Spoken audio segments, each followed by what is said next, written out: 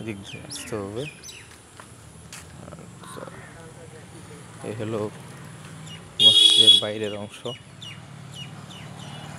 এখানে অনেকগুলো বিদেশি খেজুরের গাছ লাগানো আছে। হ্যাঁ, আপনারা আসলেই দেখতে পারবেন, জায়গাটা অনেক সুন্দর, ছবি তুলতে পারবেন।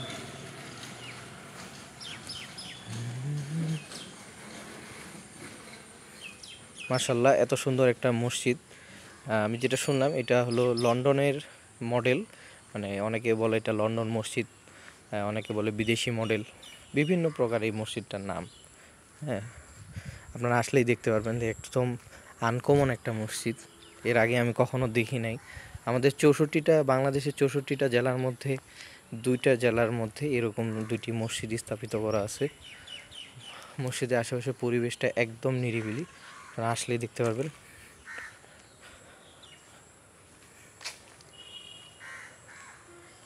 অনেক সুন্দর ডিজাইন করা, প্রত্যেকটা জিনিস আপনি এখানে আসলে দেখতে পারবেন, অনেক সুন্দর। এগুলো মসজিদের প্রবেশ গেট, এদিক দিয়ে মসজিদের ভিতরে প্রবেশ করতে হবে। এই হলো মসজিদের সামনের লুক। মাশাল্লাহ, দুই পাশে খেজুরের গাছ লাগানো।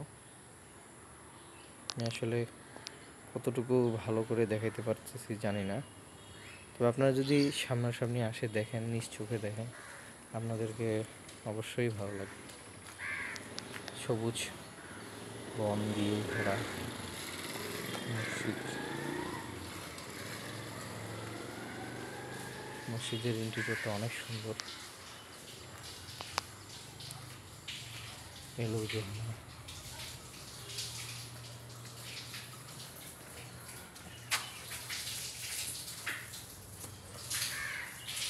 আসলে মসজিদটা অনেক সুন্দর, তাই না?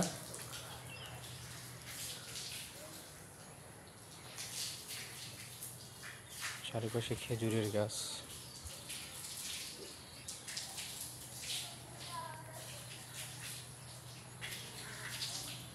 মাশাল্লাহ, অনেক সুন্দর।